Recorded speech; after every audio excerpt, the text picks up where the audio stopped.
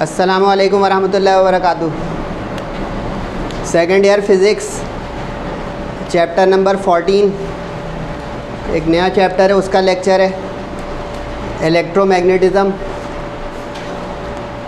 ये शुरू करने से पहले एक चीज़ बता दूं मैं, इस चैप्टर में से एक लॉन्ग क्वेश्चन सेक्शन सी का बोर्ड एग्ज़ाम में लाजमी आता है और इस चैप्टर में कम से कम 4 लॉन्ग क्वेश्चंस हैं।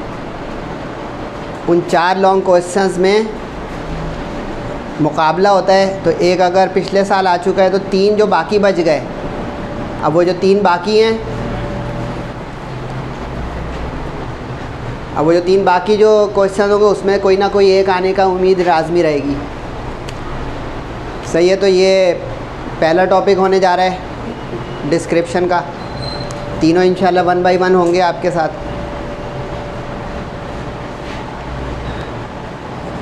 इस एक्सपेरिमेंट को या इस टॉपिक को कहा जाता है जे थॉमसन एक्सपेरिमेंट। यानी ये टॉपिक दरअसल एक एक्सपेरिमेंट है। इसका अगर प्रीव्यू थोड़ा सा दे दूं, अगर आप में से किसी ने केमिस्ट्री में कभी एक टॉपिक पढ़ा हो, discovery of cathode raise, discharge और क्रूक्स ट्यूब एक्सपेरिमेंट, तो उसमें बड़ा एक नामवर केमिस्ट और फिज़िसिस्ट है जिसका नाम है जे थॉमसन। उसने इलेक्ट्रॉन के ऊपर बड़ा काम किया है। जब इलेक्ट्रॉन डिस्कवर हुए थे लेट 19th सेंचुरी में, तो उस वक्त इलेक्ट्रॉन की प्रॉपर्टीज़ पे बहुत काम हुआ और इलेक्ट्रॉन की जो बहुत सारी प्रॉपर्टीज़ हैं जो कैथोड रेज के कॉन्स्टिट्यूएंट्स थे, उसमें एक बहुत अहम प्रॉपर्टी है उसका चार्ज टू मास रेशियो। क्योंकि इलेक्ट्रॉन एक चार्ज पार्टिकल है तो उसका चार्ज, चूँकि मटेरियल पार्टिकल है तो उसका मास, इन दोनों का रेशो। तो वहाँ पे जो स्टूडेंट अमूमन ये याद करता है एक पॉइंट के तौर पर कि charge to mass ratio of particles of cathode rays is independent of the gas और nature of gas taken in the tube. तो ये उसका प्रैक्टिकल या इसका एक्सपेरिमेंट है, ये इसका प्रैक्टिकल या इसका एक्सपेरिमेंट है। यानी हमें ये पूरा डिस्क्रिप्टिव लॉन्ग क्वेश्चन के जो 8 मार्क्स के लिए करना होगा कि किस तरह उसने ये प्रोसीजर पूरा करके एक प्रैक्टिकल और एक एक्सपेरिमेंट परफॉर्म करके ये चार्ज टू मास रेशो निकाला। तो ये मैंने प्रीव्यू थोड़ा दे दिया है कि इंटरेस्ट आपका कायम रहे इस लेक्चर के साथ। तो हेडिंग है जे थॉमसन एक्सपेरिमेंट और साथ ही में ब्रैकेट में आप लिख सकते हैं उस हेडिंग के साथ determination of charge to mass ratio of electron. ये E/m जो है, ये निशान बहुत आप सही से पहचान लें। E का मतलब है चार्ज और m का मतलब है mass. Charge to mass ratio, charge to mass ratio. अब ये एक्सपेरिमेंट या ये प्रैक्टिकल क्या है, डायग्राम पहले देखें तो आपको मैं ब्रीफ करता हूँ थोड़ा सा और, ताकि सेंटर में आ जाए डायग्राम। ये वो एपरेटस या वो सेटअप है जो जे थॉमसन ने charge to mass ratio calculate करने के लिए इस्तेमाल किया। बहुत तरीके से इस डायग्राम को बनाइएगा क्योंकि लॉन्ग क्वेश्चन में इस डायग्राम के 2 मार्क्स होंगे। तो बज़ाहिर लगेगा कि टाइम जा रहा है, लेकिन अगर आप इसको लेक्चर के तौर पे और पूरा क्वेश्चन के तौर पे तैयार करेंगे तो टाइम दें कि डायग्राम बनाएं, इसको समझें। आप लोग डायग्राम बनाते रहें या सुनते रहें, दोनों में से कोई एक काम कर सकते हैं आप।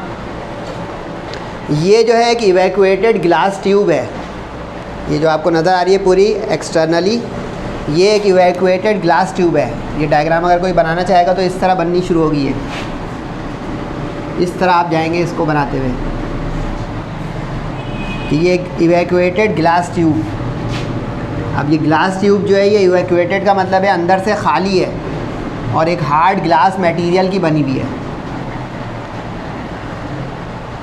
अब इसके फ्रंट जो है वो एक तरह की स्क्रीन है।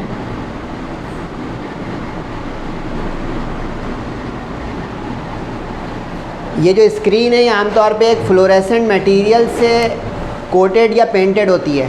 फ्लोरेसेंट स्क्रीन वो होती है, कभी अगर आप लोगों ने केमिस्ट्री या फिज़िक्स में अल्फ़ा बीटा रेस की प्रॉपर्टीज़ पढ़ी हों तो फ्लोरेसेंट स्क्रीन वो होती है कि जिस पे अगर कभी कोई फास्ट मूविंग पार्टिकल्स या रेडिएशन स्ट्राइक करती हैं, हिट करती हैं, तो झिलमिलाहट या रोशनी या फ्लोरेसेंस पैदा होता है, चमक या झिलमिलाहट सी आती है। तो ये जो स्क्रीन है, एस लिखा हुआ है स्क्रीन, ये आमतौर पे जिंक सल्फाइड कोटेड स्क्रीन होती है। जिंक सल्फाइड, केमिस्ट्री का कोई आप में स्टूडेंट है, ZnS जिंक सल्फाइड, ये एक बहुत अच्छा फ्लोरेसेंट मटेरियल है। ये काम करेगा स्क्रीन के ऊपर जब कुछ टकराएगा। अब कुछ क्या है देखते हैं। इसके बाद अब इस इवैक्यूएटेड ग्लास ट्यूब के अंदर क्या है, एक फिलामेंट है। फिलामेंट अगर आप लोगों ने चैप्टर 13 पढ़ा हो मेरे साथ या कहीं भी, फिलामेंट आमतौर पे कोई वायर या कोई हीटिंग एलिमेंट होता है। जैसे पुराने ज़माने के आप लोगों ने बल्ब देखे हों, तो उस बल्ब में एक तार होता है, वो बड़ी गर्मी पैदा करता है और रोशनी अपनी जगह करता है। तो ये जो फिलामेंट है, ये filament source of production of electron beam है। क्योंकि तहकीक ये कहती है कि जब कोई फिलामेंट गर्म होता है, हीट अप होता है, तो वो इलेक्ट्रॉन्स पैदा करता है, इलेक्ट्रॉन्स जनरेट करता है, इलेक्ट्रॉन खारिज करता है। अब इलेक्ट्रॉन जो निकलेंगे वो दाएं बाएं जा सकते हैं, डाइवर्ट हो सकते हैं। तो अब क्या किया जाए, तो अब अगर आप मज़ीद डायग्राम पे गौर करें तो एक आपको सिलेंडर नज़र आ रहा होगा दरमियान में।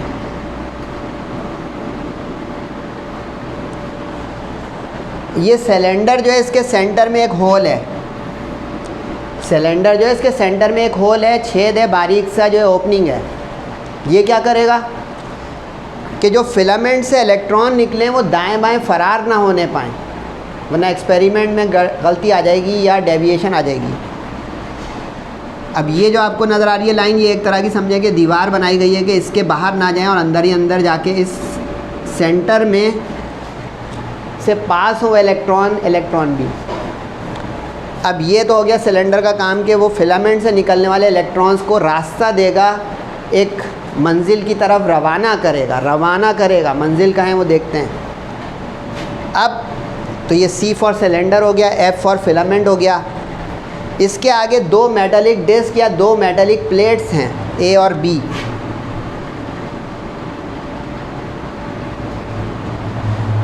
ये मेटालिक डिस्क जो हैं या प्लेट्स जो हैं, इनके भी सेंटर में होल है, बारीक सा छेद है, नज़र जो आ रहा हो आपको। इसका काम है इलेक्ट्रॉन बीम को फाइन करना और फोकस करना। फाइन करना और फोकस करना, अब ये दो लफ्ज़ हैं, फाइन और फोकस। फाइन का मतलब तो ये है कि बहुत ही तरीके से स्ट्रेट लाइन में जाते हुए एक्सेलरेशन के साथ वो आगे बढ़ें, सुस्तों की तरह ना बढ़ें, लेज़ीनेस ना दिखाएं, क्योंकि पीछे रश आ रहा है, कुचले जाओगे, ज़िंदा रहना है तो भागो।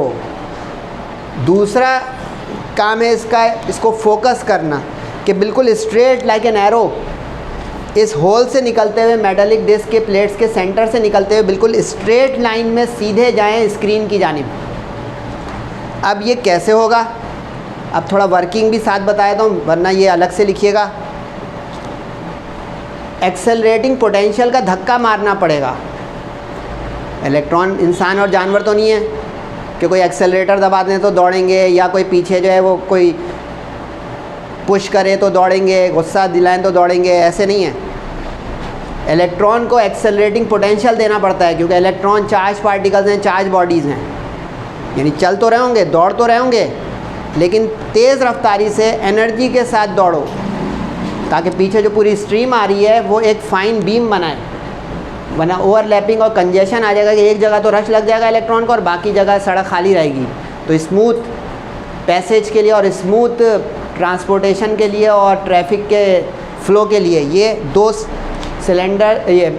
मेटालिक प्लेट्स या डिस्क हैं जो एक्सेलरेटेड पोटेंशियल से पुश होंगे इलेक्ट्रॉन्स को, यानी 1000 और 500 वोल्ट का। अभी लिखिए नहीं है, मैं सिर्फ मौका क्या दे रहा हूँ कि मेरी भी सुन लें, डायग्राम भी बना लें, दो काम हो जाएं, डिस्क्रिप्शन तो चलती रहेगी। तो ये 1000 और 500 वोल्ट्स का पुश मिलेगा इनको एक्सेलरेटिंग पोटेंशियल के नाम से। अब क्या होगा, अब ये आपको दरमियान में एक डार्क लाइन नज़र आ रही है, ये एक फाइन इलेक्ट्रॉन बीम बन गई। यानी ये इलेक्ट्रॉन जो यहाँ से निकले फिर यहाँ से निकले कहाँ जाए भाई, वो पहुँच गए ये स्क्रीन पर, फ्लोरेसेंट स्क्रीन पर, और जाके हिट किया स्क्रीन के ऊपर, छपाका किया। उर्दू समझ में आ जाती है ना थोड़े, छपाका, धमाका नहीं, छपाका, दैट इज़ स्प्लैश। स्प्लैश, अगर कभी आप किसी चीज़ को, जैसे आपके पास कोई ऐसा बैलून हो जिसके अंदर मुख्तलिफ़ रंग का सॉल्यूशन भरा हो और आप उसको दीवार पे हिट करें तो क्या होगा, स्प्लैश, और क्या होगा, रंग बिखर जाएंगे उस स्क्रीन पर या उस दीवार पर, ऐसे ही होगा। तो यहाँ पे ये एक स्पॉट बनेगा जो नोट कर लेगा जे थॉम्सन या आप जैसा कोई एक्सपेरिमेंटर।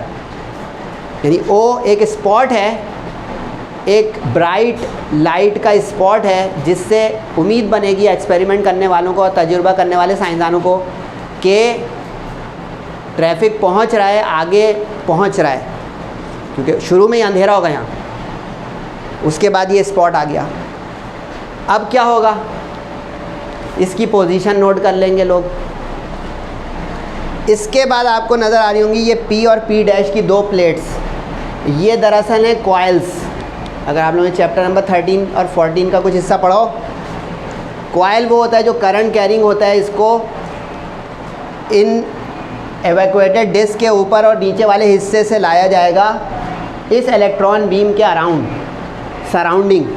यानी अगर ये फ़र्ज़ करें बीम है तो यहाँ ऊपर से और यहाँ से इस तरह ये लाएंगे इसको, तो ये अब काम करेगा इलेक्ट्रोमैग्नेटिज़्म का, जो चैप्टर का भी नाम है। यानी अब ये कॉइल लाने से, ये नज़र आ रहा है क्रॉस क्रॉस क्रॉस, ये रीजन होता है, इसको कहते हैं फ़िज़िक्स की ज़बान में cross field reason. Cross field reason, cross field reason वो रीजन होता है, क्रॉस, कभी सुनाओ criss cross. Cross field reason वो होता है फ़िज़िक्स की ज़बान में जहाँ इलेक्ट्रिक और मैग्नेटिक फील्ड बैक वक्त मौजूद हों, at the same time both the electric and magnetic fields are present, वो कहलाती है क्रॉस फील्ड रीजन। अब आप सोच रहे होंगे कि इलेक्ट्रिक मैग्नेटिक फील्ड दोनों कैसे आई। Electron is a charge body, chapter 12, electron charge body होने के यहाँ से अपनी इलेक्ट्रिक फील्ड पैदा करेगा। अब आप उसके ऊपर ले आए करंट कैरिंग कॉइल या वायर, तो करंट जो है वो डिफ्लेक्शन मारेगा, इलेक्ट्रॉन बीम को हरकत में लाएगा कि सीधे नहीं जाओ भाई, मुड़ो, क्योंकि ये आ गया interaction due to this coil और करंट कैरिंग प्लेट। यानी अब इसके बाद आपकी डायग्राम में ये इजाफा हुआ कि आपने ये दो, और ये पैरेलल होने चाहिए। पैरेलल का मतलब कि अगर इधर से आप ये वाली प्लेट ऊपर से लाएं करंट कैरिंग कॉइल, तो नीचे बिल्कुल यहाँ उसके सामने लाएं। अगर आपको ये नज़र आ रहा है, ये इस तरफ से ले आए और ये इस तरफ से ले आए, तो ये देख रहे हैं बीच में गड़बड़ आ गई। सराउंडिंग, घेराव करना किसको कहते हैं, अगर आपको समझ में आए, आगे पीछे से आके घेरना है सही से। यानी अगर यहाँ बीच में मेरा तीसरा हाथ नहीं है, समझाने के लिए तीसरा यहाँ पे अगर ये बीम है तो इस बीम के ऊपर और नीचे बिल्कुल अक्रॉस, आमने सामने, इस तरह नहीं, ये। तो अब ये आपने करंट कैरिंग कॉइल, इसमें नज़र आ रही है एरो, यानी कि इसमें करंट है और ये करंट इसको डिफ्लेक्ट कर देगा। अब यानी जो स्पॉट ओ पे था वो डिफ्लेक्ट होके एक नई पोजीशन पे चला जाएगा। यानी कुछ कहानी समझ में आना शुरू हुई। इंटरेस्टिंग टॉपिक है अगर आप इंटरेस्ट के साथ ले रहे हैं। यानी इस शुरू में ये एक्सेलरेटिंग पोटेंशियल से इलेक्ट्रॉन बीम निकली और ओ पॉइंट पे पहुंच के स्पॉट बना फ्लोरेसेंट स्क्रीन पर, ब्राइटनेस आई, नोट हो गई। उसके बाद ये लाना है ताकि ये डेविएशन और डाइवर्जन हो इस स्पॉट का, और अब ये मुड़कर यहाँ पे एक नई जगह पे चला जाए। अब इसकी पोजीशन अलग जो है जे थॉम्सन एंड कंपनी या दूसरे साइंसदान जो आज भी 21st सेंचुरी में इसका एक्सपेरिमेंट कर रहा हूँ वो भी नोट करेंगे। तो अब ये P प्लेट हो गई, P डैश इसलिए कि P और P डैश एक जैसी दो, इसमें ये करंट है, करंट का कॉइल क्या जो है आपने ये करंट का सिंबल बना दिया। P और P डैश हो गया। G इसलिए लिखा होता है कि ये इवैक्यूएटेड ग्लास ट्यूब है। O डैश एक न्यू पोजीशन है। ये डॉटेड लाइन सेंटर करने के लिए है उस स्क्रीन को कि कितनी गोल या मोटी वो ट्यूब है फ्रंट पे से, तो उसका बाइसेक्शन आधा, ताकि उसके बिल्कुल सेंटर स्पॉट पे निशान बने।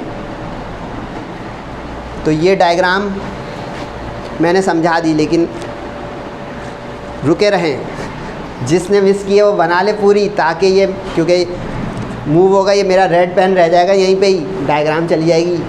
तो ये आउटलाइन बनी हुई है डायग्राम की, और ये क्रॉस फील्ड रीजन बनाना लाजमी है। अच्छा, ये गिन के बनाना नहीं होता कि 4 बनाए 6 बनाए, आपके टाइम आपका पेज कि कितना है, लेकिन फिर जितना बनाने का फ़ैसला करेंगे आपको साइमल्टेनियस उतने ही बनाने होंगे। जैसे 4 बना दिए तो हर लाइन में 4 बनाने पड़ेंगे, वरना कहीं से वीक मैग्नेटिक फील्ड आ जाएगी, कहीं से स्ट्रॉन्ग आ जाएगी ऑन पेपर, क्योंकि प्रैक्टिकली यूनिफॉर्म है। टेक्निकल टॉपिक भी है बच्चों। तो ये डायग्राम की आउटलाइन हो गई। अब हमारा 6 मार्क्स का मामला रह गया, लेकिन 6 मार्क्स में तकरीबन 2 मार्क्स में बता चुका हूँ, यानी इसकी एक्सपेरिमेंटल सेटअप और वर्किंग तकरीबन बता दी है। अब उसको थ्रू प्रॉपर चैनल वर्डिंग के साथ देख लें, और फिर एंड का जो है 4 मार्क्स होगा इसका मैथमेटिकल वर्क। तो वापस बैक टू द पास्ट, पीछे जाना पड़ेगा, जहाँ पे इसके थोड़ा लिखा हुआ है वर्डिंग का मामला, ज़्यादा पीछे चले गए।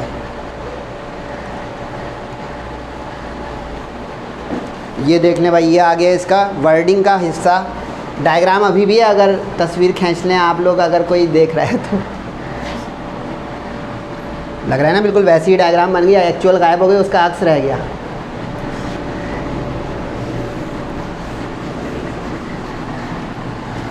चलें भाई, अब वो शौकीन बच्चे जो कहते हैं कि सिर्फ भाई रटवाओ या वर्डिंग बताओ, तो उन शौकीन के लिए आ गया भाई, रटो या छापो।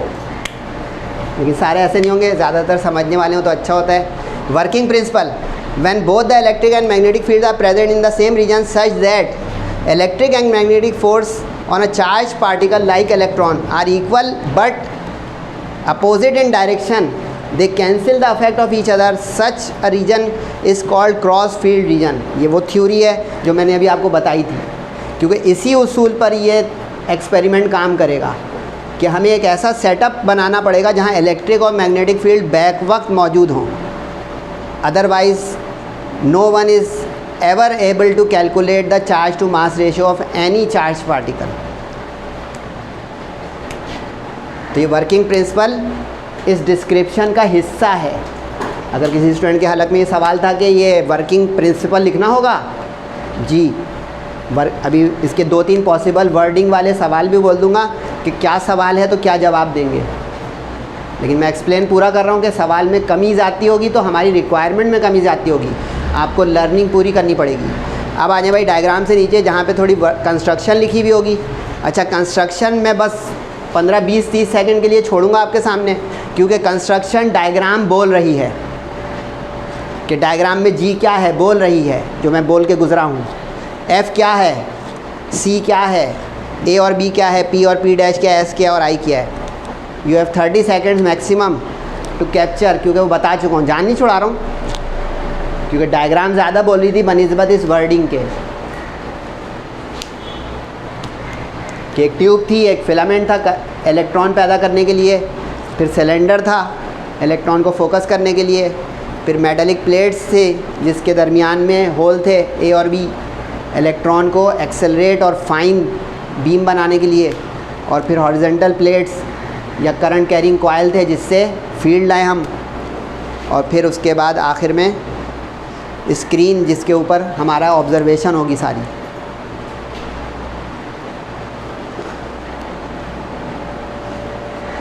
अच्छा, एक स्टूडेंट के मुमकिन है हलक में ये सवाल हो कि सर अगर हम डायग्राम में लेबलिंग कर दें और ये अलग से लिस्टिंग ना करें तो क्या आइडिया है? वेरी गुड आइडिया है, लेकिन सवाल पूछते रहा करें तब टीचर जवाब देगा।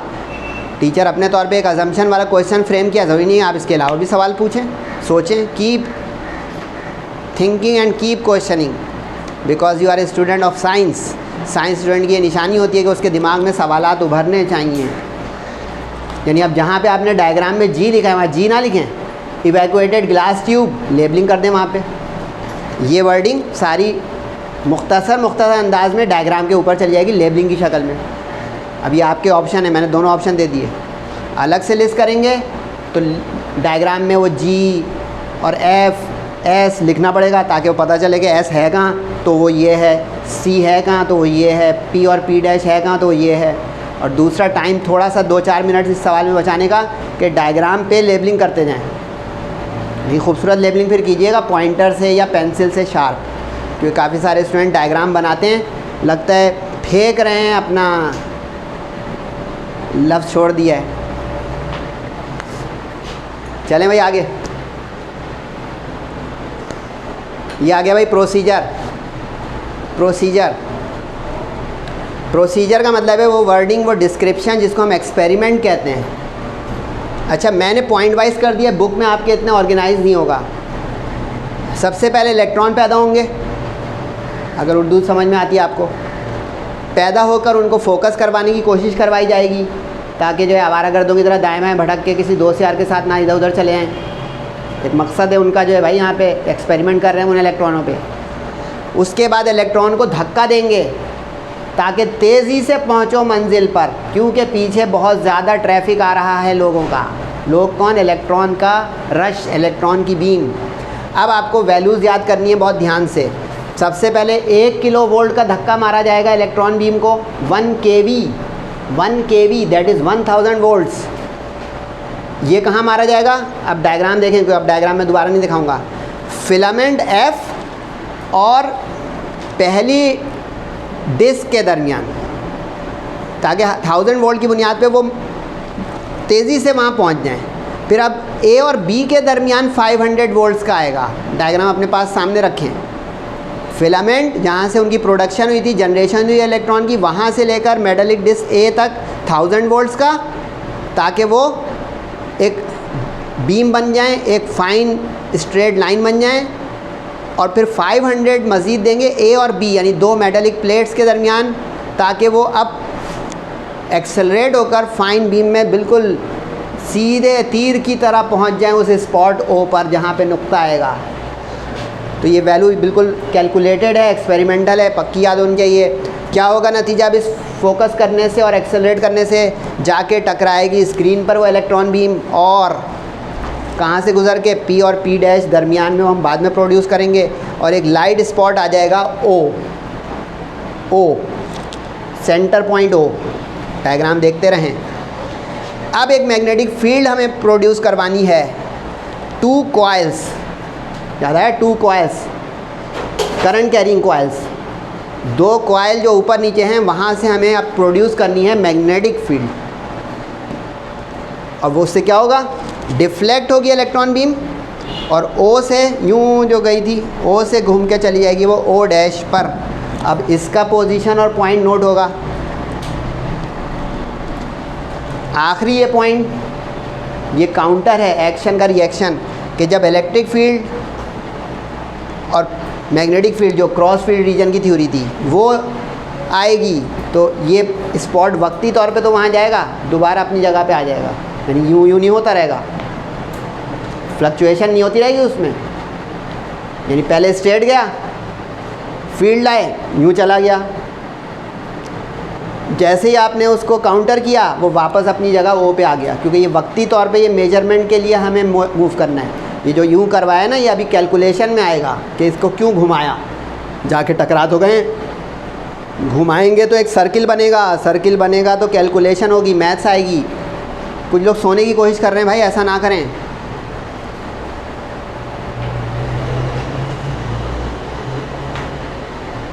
तो ये जो है प्रोसीजर या थ्योरी है, यानी थ्योरी ऑफ द एक्सपेरिमेंट। अब ये मैथमेटिकल थ्योरी है, लगा होगा अब हेडिंग लगी हुई है थ्योरी की, ये इसकी मैथमेटिकल इंटरप्रिटेशन है, ये इसकी मैथमेटिकल इंटरप्रिटेशन है। अब मैथमेटिकल इंटरप्रिटेशन का मतलब कि हमें इस E/M रेशो के लिए मैथमेटिकल वर्क करना है। अब इसमें बहुत सारी बातें बताऊंगा इंशाल्लाह, आपको संभालनी है।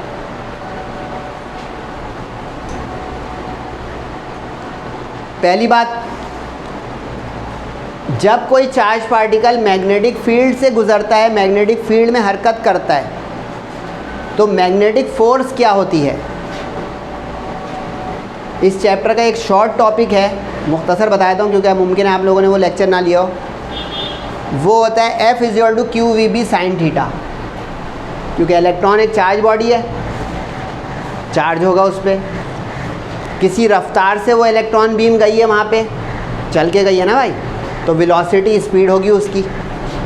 कहाँ से चल के गई है, एक मैग्नेटिक फील्ड के रीजन से, याद है वो cross field reason, magnetic field के रीजन से गुजर के गई है। हमारे आपके सड़क से और रास्ते से गुजर के तो नहीं गई है ना। तो ये आपका force on a charge particle का फॉर्मूला है, चैप्टर 14 में ही है। साइड पे लिखना है तो लिख लें कि अंडरस्टैंडिंग हो कि force on a charge particle, force on a charge particle, कि force on a charge particle क्या होगी। अब चार्ज इलेक्ट्रॉन का है तो Q के बजाय हम E ले लेंगे, ये कि जब पर्टिकुलर चार्ज होता है लाइक इलेक्ट्रॉन प्रोटॉन, तो instead of Q we use E, electronic charge. अब ये हो गया EVB sin थीटा, Q की जगह E आ गया। यहाँ तक समझ में आ गया होगा।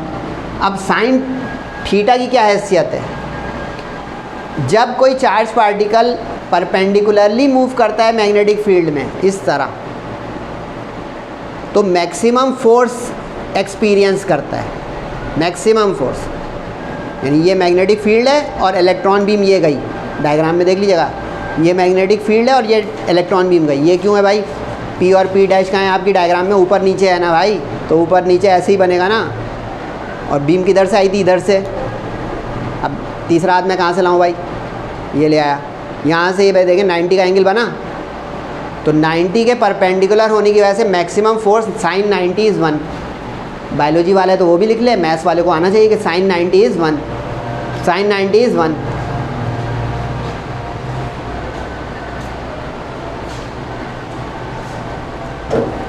अब sin 90 अगर 1 हो गया तो बाकी बचा हमारा F = EVB, इक्वेशन 1। अब दूसरी बारीकी जो नोट करनी है, इलेक्ट्रॉन बीम कैसे चली, स्ट्रेट चली और घूमने लग गई। याद रहा O से O डैश पे क्यों गया था स्पॉट। अब उस तसव्वुर को लाएं कि O से O डैश अगर गया है तो आप अपनी कॉपी पे एक पेंसिल पकड़ें और इसको पूरा यूँ घुमा दें कि अगर ट्यूब ना होती, खुला होता मामला, तो ये इलेक्ट्रॉन घूम कर चकरा कर सर्कुलर फैशन में रह जाते ऐसे।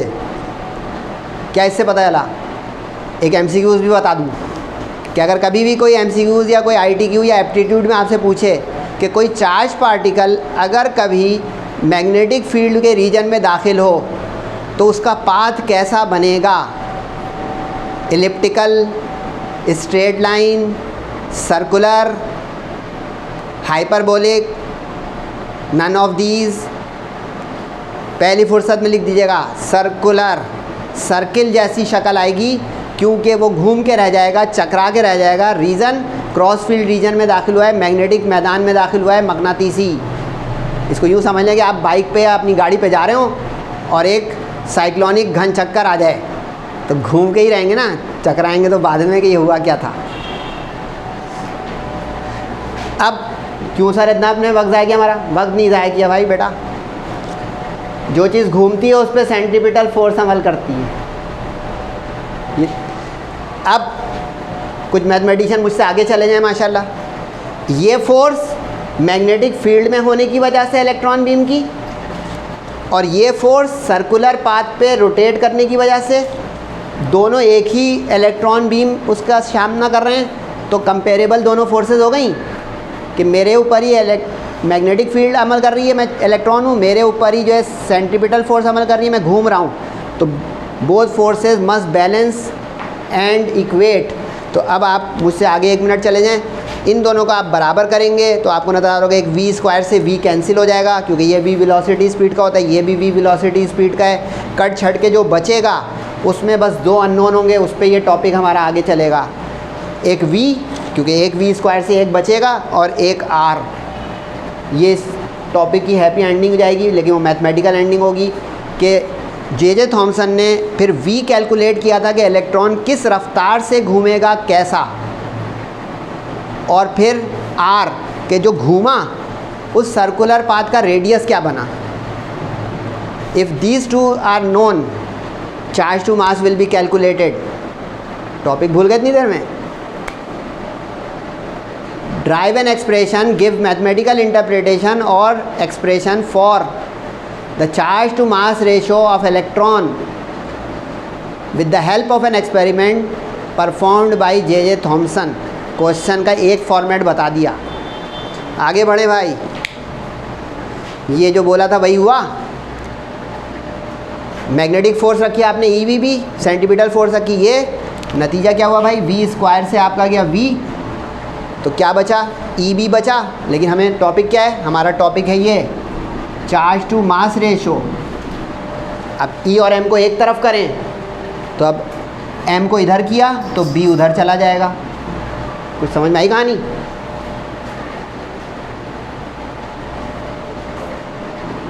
अब अगर M इधर आ जाएगा तो B उधर चला जाएगा, तो E upon M V upon RB। अब इस पे गौर करें तो इसमें दो अननोन हैं, एक V और एक R।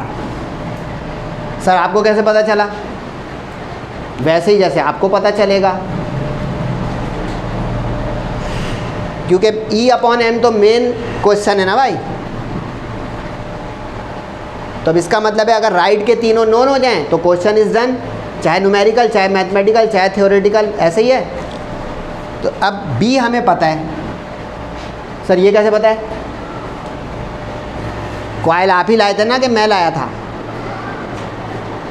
जब आप लाए होंगे तो आपको पता है ना उसमें कितना करंट है। जब आप लाएं तो आपको पता है ना कितनी शिद्दत का जो है उसके अंदर मैग्नेटिक फील्ड जनरेट होगी। तो क्या पता चला, B अननोन नहीं हुआ, B नोन हुआ, क्योंकि हमने वो अप्लाई जो की फील्ड उसकी स्ट्रेंथ हमें पता है। ओके हो गया। अब हमें सिर्फ दो चीज़ें नहीं पता हैं, क्योंकि जो इलेक्ट्रॉन O से O डैश पे उसकी बीम गई, अब वो कितना डेविएट करके गई है, क्योंकि डेविएट जो करेगी वो तस्वुराती एक सर्किल बनेगा। जब सर्किल बनेगा तो रेडियस आएगा, यानी ये पूरा एक मैथमेटिकल वर्क है। और नंबर 2, किस रफ्तार से गया इलेक्ट्रॉन, उसकी वेलोसिटी स्पीड क्या थी, क्योंकि ये दो आएंगे तो ये E/m आएगा। अब देखते हैं कि उसने V कैसे निकाला उस साइंसदान ने आज से 125 साल पहले, और किस तरह उसने फिर R निकाला। अच्छा, V निकालने के दो तरीके उसने बयान किए हैं, दो तरीके। पहले एक वक्त में एक मेथड 1 उसने ये बयान किया कि इलेक्ट्रॉन चूँकि चल रहे हैं, स्पीड में हैं, तो उन पर काइनेटिक एनर्जी पजेस करेंगे। Energy due to motion is kinetic, हाँ या ना? हाँ, तो हाफ mv²। और इलेक्ट्रॉन किस तरह से चले थे यहाँ पे, धक्के से। किस चीज़ के धक्के से? एक्सेलरेटिंग पोटेंशियल वोल्टेज के धक्के से, हाँ या ना? हाँ। तो ये होता है EV या VE, इसको कहते हैं एनर्जी। चैप्टर 12 मुलाहिदा फरमाइएगा, इसको एनर्जी कहते हैं जो EV या VE होती है। इसको VE भी कुछ टीचर लिखते हैं और बुक वाले, और कुछ EV लिखते हैं। अच्छा, with due respect, electron volt मत बोल दीजिएगा भाई, वो यूनिट हैं, वो यूनिट हैं। लेकिन लतीफ़ा अच्छा था, an electron of 10 electron volt, वो भी ऐसे ही लिखेंगे EV। कैसा?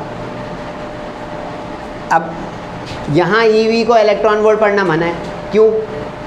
Because it is energy. Accelerating potential की वजह से किसी चार्ज बॉडी की एनर्जी EV। अब फिर वही कंपैरिजन की गेम आएगी, ये चार्ज बॉडी एक्सेलरेटेड होने की वजह से उसकी एनर्जी EV, और हरकत में चलने की वजह से काइनेटिक एनर्जी हाफ mv²।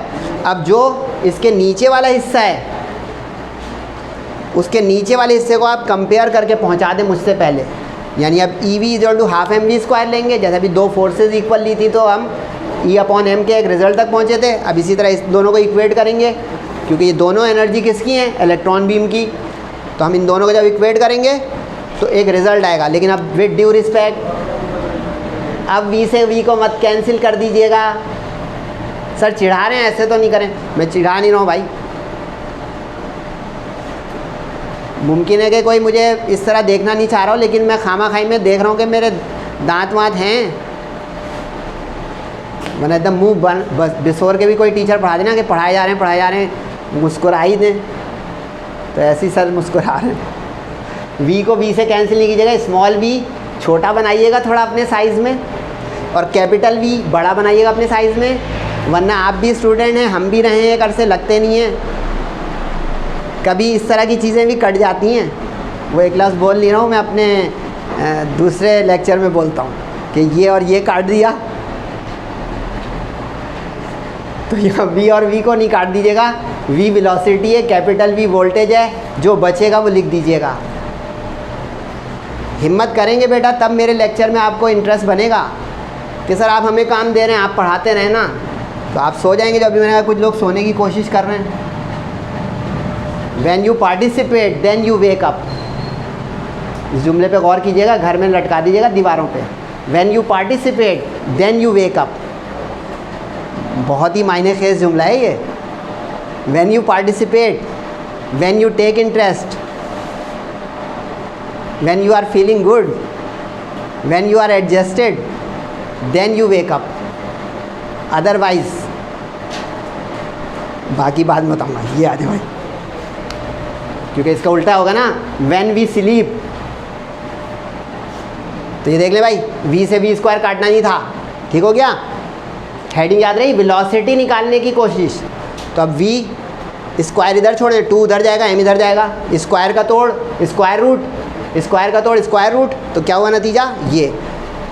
क्योंकि अब इस हिस्से से देखें तो हमारे पास v आ जाएगी, यानी वेलोसिटी का फॉर्मूला आ सकता है। तो ये पहला मेथड बयान किया जे थॉमसन ने वेलोसिटी को कैलकुलेट करने के लिए, किसकी, इलेक्ट्रॉन बीम या इलेक्ट्रॉन की। क्योंकि अब इसमें E चार्ज ऑन इलेक्ट्रॉन हो जाए, V वोल्टेज हो जाए, जिससे धक्का दिया वो आपने देखा ही होगा, 1000 या 500 1500 का धक्का, और M मास। ये पहला मेथड था। दूसरा मेथड 2 ही लाइन का है, वो जल्दी से देख लें। मेथड 2 है ये। इसको कहा जाता है particle velocity selector method. Particle velocity selector method, यानी ये वो मेथड है जिससे हम किसी भी चार्ज पार्टिकल की वेलोसिटी को सेलेक्ट कर सकते हैं, कैलकुलेट कर सकते हैं, डिटरमिन कर सकते हैं। इसलिए इसको पार्टिकल वेलोसिटी सेलेक्टर। इंसान, जानवर, गाड़ियों की वेलोसिटी इससे नहीं निकलेगी। अब ये किस तरह इंटरप्रेट होगी। अभी आपको याद होगा कि क्रॉस फील्ड रीजन में मौजूद है हमारा electron beam. Cross field region क्या आती है, where both the electric and magnetic field are present at the same time. तो दोनों फील्ड को आमने सामने रख दें, सिंपल एज दैट, रख दिया आमने सामने, इक्वेट। अब याद माजी, मैग्नेटिक फोर्स तो आज ही आई, चैप्टर 14 में आई। Electric force chapter 12 second year का। सर ऐसा ना करें, मैं नहीं कर रहा हूँ भाई, मैं बता रहा हूँ। सर फिर भी बता दें थोड़ा सा, ले भाई बता रहे हैं। इलेक्ट्रिक फोर्स, जिसको इलेक्ट्रोस्टैटिक फोर्स या इलेक्ट्रिक फोर्स कहते थे, कैसे आया था भाई वो, बताइए, भूल गए। उसमें एक फॉर्मूला होता था E = F/Q। तो F हो गया EQ, बोले हाँ। यहाँ Q कौन है, चार्ज। आया सर, इसमें E स्मॉल पहले लिखा हुआ है। वाह भाई, ये वैसे ही हुआ जैसे V और EV लिख दे तो कहा कि उल्टा लिखा हुआ है। वो भाई इसमें उल्टा सीधा नहीं है, मल्टीप्लाई है। अब E से E कट गया, जो बाकी बचा। अब देखिए कैसे इंटरेस्टिंग फॉर्मूला आया। यानी अगर आपके पास इलेक्ट्रिक फील्ड स्ट्रेंथ हो, मैग्नेटिक फील्ड स्ट्रेंथ हो, इसके रेशियो से वेलोसिटी आ जाएगी उस बीम की। यानी जिस मैदान से गुजरा इलेक्ट्रॉन, वहाँ पे बरकी मैदान यानी इलेक्ट्रिक फील्ड की ताकत कितनी थी, जो कि चार्ज इलेक्ट्रॉन की वजह से, और मैग्नेटिक फील्ड जो हम कॉइल लाए और उसकी करंट दिया, उससे इसका रेशियो के ज़रिए हम पहुंच जाएंगे फ़ौरन स्पीड और वेलोसिटी ऑफ इलेक्ट्रॉन तक। अच्छा आखिरी रेडियस रह गया है, 2 मिनट का लेक्चर शायद रह गया और नहीं तो 3 मिनट होगा। क्वेश्चन के फॉर्मेट सुन लें, पॉसिबल क्वेश्चंस। पॉसिबल क्वेश्चन में ये है कि एक तो बता दिया था थोड़ी देर पहले, अब दूसरा तीसरा बता रहा हूँ। दूसरा तीसरा ये कि describe charge to mass ratio determination experiment giving the mathematical expressions, full stop ख़त्म। सही। दूसरा फॉर्मेट सुने या तीसरा, describe the experiment to calculate the charge to mass ratio of an electron giving both the methods of velocity determination. आवाज़ें आ रही हैं भाई? अब ये जो 3 बोले फॉर्मेट या 2 ये बोले या 4 आपके, इससे ये पता चला कि रेडियस वाला जो काम अब मैं आपको बताने जा रहा हूँ ये हर वक्त नहीं करना है। जिसमें है ना मैथमेटिकल एक्सप्रेशंस, उसमें ये सारा करना है। जिसमें बोले both method of velocity determination, तो आपको दोनों मेथड वेलोसिटी के देने, वरना एक सफिशिएंट हो जाएगा। एक्सपेरिमेंट हर वक्त देना है, डायग्राम हर वक्त देनी है, वर्किंग की डिस्क्रिप्शन हर वक्त देनी है। यानी ये हार्ड एंड फास्ट बता रहा हूँ कि अगर ये एक्सपेरिमेंट आ जाए तो ये तो हर वक्त करना है। एंड के मैथमेटिकल वर्क में कब क्या करना है कब क्या नहीं करना है वो सही से नोट करें। अगर वो रेडियस के बारे में नहीं बोले तो सिर्फ एक्सप्रेशंस, मैथमेटिकल एक्सप्रेशन बोला हुआ है तो रेडियस करना है। वेलोसिटी का पूरी वर्डिंग नहीं किया, both the method of velocity determination, तो एक वेलोसिटी डिटर्मिनेशन सफिशिएंट हो जाएगी। क्लियर हो गई बात? इंट्रो जो ऊपर लिखा हुआ है मेरे नोट्स में या मेरे लेक्चर में वो ऑप्शनल है। सही है। डायग्राम के साथ लेबलिंग कर लें या अलग से उसकी लेबलिंग की लिस्ट बना दें, ये ऑप्शनल है। डायग्राम मस्ट है। अब ये रेडियस को देख लें और छुट्टी मनाएं या ना भी मनाएं, आपकी मर्ज़ी। अच्छा इसमें ज़रा मैथ्स आएगी अच्छी वाली। अच्छी वाली मैथ्स इस सेंस में कि प्योर मैथ्स। प्योर मैथ्स का मतलब है इसमें पाइथागोरस थ्योरम लगेगा। अगर आप में से किसी ने कभी पढ़ा हो, पाइथागोरस थ्योरम ये होता है कि उसके लिए आपको एक ट्रायंगल बनाना पड़ जाता है। तो अब इसमें आपको इस सर्किल को गौर करना पड़ेगा और इस सर्किल को विजुअलाइज़ करना पड़ेगा उस डायग्राम के साथ जो ओरिजिनल हमने ट्यूब बनाई थी। अब ये नज़र आ रहा है ओ, ये वो डायग्राम का सेंटर ओ है स्क्रीन वाला। फिर उसके बाद जो स्पॉट यू मूव करके घूम के गया था वो याद है, ओ डैश, वो ये रहा ओ डैश है। सही है। अब यहाँ पे आपको 2 चीज़ें और नज़र आएंगी अब, ए और बी। ए और बी, अब ये क्या है इसको ज़रा सही से देख लीजिएगा। ए है डिफ्लेक्शन ऑफ द स्पॉट, कि स्पॉट कितना डिफ्लेक्ट हुआ, स्पॉट कितना डिफ्लेक्ट हुआ, क्योंकि यहाँ था यहाँ चला गया तो इसकी रेफरेंस लाइन बनाएं आप, तो बताएं कितना चला गया भाई। तो ये चला गया ए के बराबर डिफ्लेक्ट होकर। रेफरेंस लाइन बनती है तो पता है, यानी मैं यूँ जा रहा हूँ इतना चला गया, तो कैसे पता लगा कितना चला गया? पहले मुझे ये लाइन सीधी खींचनी पड़ेगी रेफरेंस की, क्योंकि हमेशा डिफ्लेक्शन कर्व बनेगा और कर्व के ऊपर हम स्केल नहीं रख सकते।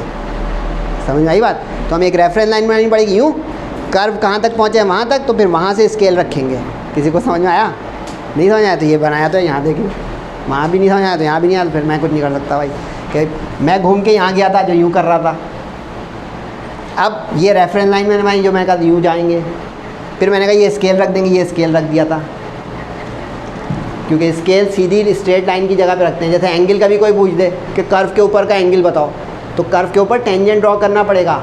मेरा मैथ्स का लेक्चर भी ले लीजिएगा चैप्टर नंबर 4 का, उसमें स्लोप ऑफ टेंजेंट वाला सवाल जब कराऊंगा ना तो देखिएगा इस थ्योरी को। सर फिजिक्स पढ़ाएं, चलो भाई फिजिक्स पढ़ें। तो deflection of the spot, distance between electron gun and screen, B जो है electron gun and screen. Electron gun कहाँ थी? जहाँ से वो फिलामेंट से निकले थे और पहुँचे कहाँ तक थे? स्क्रीन तक। तो ये फासला आपका हो गया वो बी। अब चाहे यहाँ से ये बी पकड़ लें चाहे यहाँ से बी पकड़ लें, दोनों बराबर होगा, क्योंकि जो फ्रंट उसकी लाइन है वो गोल और यहाँ से ये फासला बराबर। आर रेडियस है। अब आर रेडियस में नज़र ही नहीं आ रहा आपको, अब आर रेडियस आप चाहे यहाँ से बनाएं यूँ, चाहे यहाँ से बनाएं यूँ, ये आर हो जाएगा आपका। रेडियस सेंटर ऑफ सर्किल से बनेगा ना भाई, सेंटर ऑफ सर्किल से बनेगा ना। अब जो पूरा एक किनारे से दूसरे किनारे तक होता है वो डायमीटर होता है। डायमीटर क्या होता है? 2r। तो ये हो गया 2r। अब उस 2r में से ये अगर a माइनस कर दें, अच्छा इसमें आप लोगों को उसकी रिफ्लेक्शन आनी चाहिए। रेफरेंस दो अजीब सा, न्यूटन रिंग आप में से किसी ने फर्स्ट ईयर में पढ़ा है? न्यूटन रिंग में भी तो ऐसे होता है, वो plano convex lens, total 2r होता था, उसमें एक थिकनेस t माइनस होती थी। उसी थीम पे है ये, समझ में आ गया तो आ गया। फिर उसमें हम t स्क्वायर को निगलेक्ट करते थे, यहाँ पे अभी इस नेग्लिजिबल डिस्टेंस को निगलेक्ट करेंगे, एक रिजल्ट आ जाएगा। बिल्कुल वही रिफ्लेक्शन इस टॉपिक की है, लेकिन ऊपर वाले ज़रा तेज़ चलेंगे। डायग्राम के ऊपर का हिस्सा भी दिखा दें भाई बच्चों को। ये कि पाइथागोरस थ्योरम लग कहाँ रहा है भाई? AD इंटू OD, A से D तक, O से D तक। अच्छा ये बिल्कुल वही थ्योरम है, theorem of circles. This into this, this into this, वहाँ पे 2 r आ गए थे स्मॉल, लेकिन चलें आप लोगों ने नहीं अटेम्प्ट किया। ये देखें भाई, AD इंटू OD, इसको थ्योरम ऑफ सर्किल कहते हैं कि इस बाइसेक्शन की प्रोडक्ट यानी A से D तक और D से O तक की बराबर होगी इस बाइसेक्शन की प्रोडक्ट यानी B से D तक की और D से O डैश तक की। अब लेबल चेक करें, A है यहाँ से यहाँ तक, 2r माइनस a पुट कर दें, ये यहाँ से यहाँ तक a पुट कर दें, ये b है b रख दें, ये b पे स्क्वायर आएगा, मिसप्रिंटिंग आ गई, b स्क्वायर। अब आप कहेंगे क्या होने जा रहा है? होने अब ये जा रहा है कि इसमें a स्क्वायर नेग्लिजिबल है in comparison of b square. क्यों? क्योंकि ये फासला बहुत थोड़ा है, क्योंकि डिफ्लेक्ट बस इतना होता है। ये थोड़ी कि कराची से लाहौर चले जाएगा इलेक्ट्रॉन, बस इतना मामूली सा डेविएशन होगी, मिलीमीटर में, माइक्रोमीटर में, यूँ। ये तो जूम करते हैं डायग्राम को, बेचारे एक नन्ना सा जर्रा है, कितना मुड़ सकता है वो? आपका जो है कोई ट्रॉलर थोड़ी है कि वो पूरा घूम गया। तो ये देखिए ये नेग्लिजिबल हो जाएगा, जो बचेगा वो डेरिवेशन हो जाएगी। अब चेक कर लें भाई नीचे,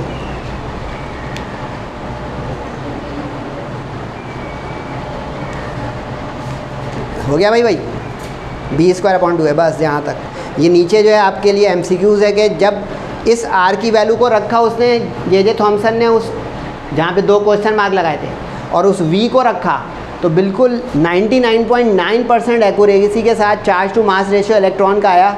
यानी जो गुड एग्रीमेंट है थ्योरेटिकल वैल्यू, क्योंकि आप लोगों ने चैप्टर 12 में 13 में पढ़ा होगा कि चार्ज ऑफ इलेक्ट्रॉन होता है 1.6 एक्सपोनेंट माइनस 19 कूलम और मास ऑफ इलेक्ट्रॉन होता है 9.11 एक्सपोनेंट माइनस 31 kg।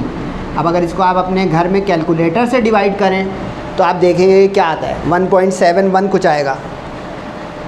जबकि जे थॉमसन के प्रैक्टिकल में जब रखेंगे हम इस फार्मूले में तो आएगा 1.7। तो बताएं कितना हाई फाई एक्यूरेसी एक्सपेरिमेंट है कि बस डेसिमल के बाद सेकंड प्लेस पे जो है फ़र्क आ रहा है, बाकी पूरा बेस्ट। ना 10 की पावर 11 गलत आया उसका, ना 1.7 गलत आया।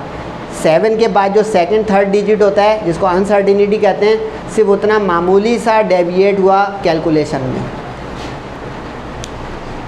तो ये रेडियस की derivation, part of explanation, velocity में से एक वेलोसिटी की derivation, part of explanation, diagram.